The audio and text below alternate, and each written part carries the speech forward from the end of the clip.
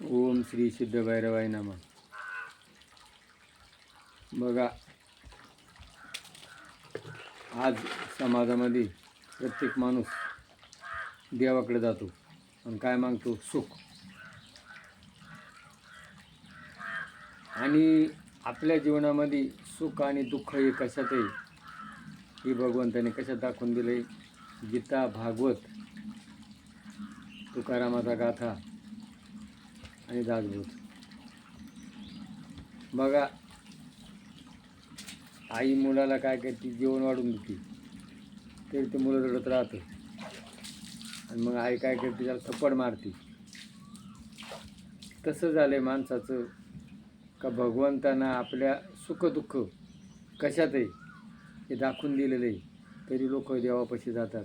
देवा, मला काय दे? सुख दे, मला सुख दे. आणि मग देवाला राग येतो आणि तो थप्पड कोणची मारतो? दुःख आणि मृत्यू. तर गीतेच्या दुसऱ्या अध्यायात सांगितले, स्थितप्रज्ञस्य का भाषा समाधिस्थ केशवा किम प्रभाषेत. तर जीवनामध्ये प्रसादे सर्व दुःखांना हानिरसोपजायते. दुःख आलं ना येऊ दे, सुख आलं ना येऊ दे, दुःखाला काय प्रसाद मानायचं. आणि स्थितप्रज्ञ. पण आपला दुःख काय वळतो? मी आणि माझं. गीतेत अर्जुनाला काय झालं? माझे नातलग आहेत, माझे गुरु आहेत, आणि मी यांना कसं काय मारू? मी आणि माझं. आणि लोभ, ह्या दोन्ही गोष्टी माणसाला दुःख देतात. आणि मग लोक काय करतात? देवापाशी जातात. देवा, मला सुख दे. मग एक माणूस रेल्वेत चालला होता आणि रेल्वेत गेल्यानंतर त्याची बॅग होती, दुसऱ्यानं एक बॅग आणली आणि ती बॅग ठेवली आणि तो निघून गेला. आता कल्याण गेलं, कसारा गेला, इगतपुरी गेलं. आईला त्यानं ती बॅग बघितली, बॅग तर खूप चांगली आहे. आणि तो नाशिक रोडपाशी गेल्यानंतर त्याने विचार केला आणि तो उतरला तिथं. आता त्याचीच बॅग घ्यावा ना. आणि त्याने दुसऱ्याची ती बॅग घेतली, दोन्ही बॅग घेऊन चला. आता ती बॅग खूप जड होती आणि पोलिसांना विचारलं, काय रे, हे दोन्ही बॅग तुझ्याच आहे का? म्हणून हा, माझ्याच आहे. मग खोलून दाखव. त्याने त्याची बॅग खोलली. आता दुसऱ्याच्या बॅगची चावी त्याच्याकडे नव्हतीच. आता त्याची बॅग नव्हतीच. आणि मग निस्कूर चावीनं ते कुलप खोललं.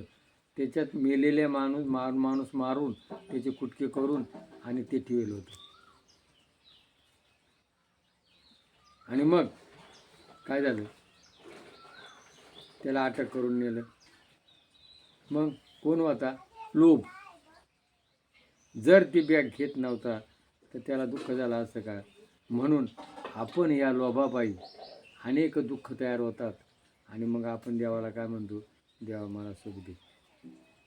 तुझे आहे तुझं पाशी परी जागा चुकलाची. काय केलं आपण? जागा चुकलं. आणि मग काय सांगितलं शेवटी गीतेमध्ये? त्यागा शांती निरतरम.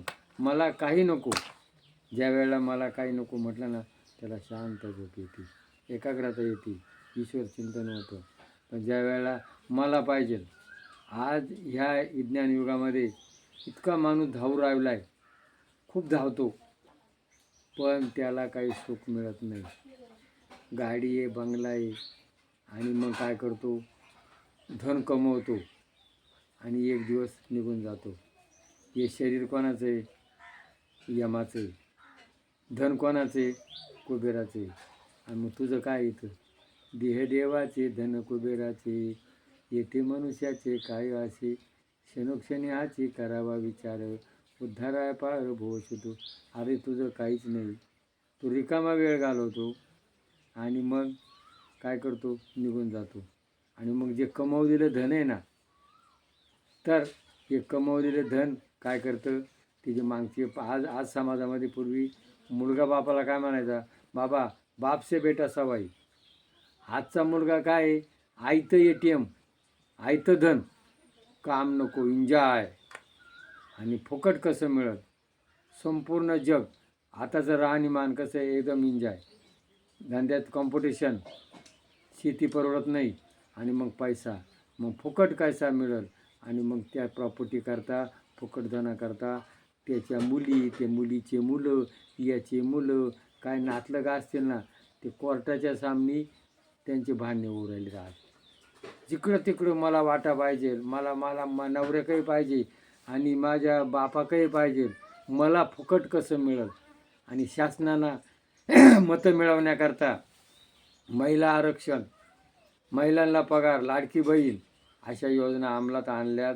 आणि समाजामध्ये काहीतरी, जसं आपण एखाद्या माकडाला कुत्र्याला भाकर टाकतो ना, आणि ते झगडे करतात, तसे आज लोकांचे झगडे लावून दिले. म्हणून फुकट देऊही नका, फुकट घेऊही नका. कष्ट करा, काम करा, व्यवसाय करा. मिळलं तर समाधान माना, नाही मिळलं तर समाधान माना.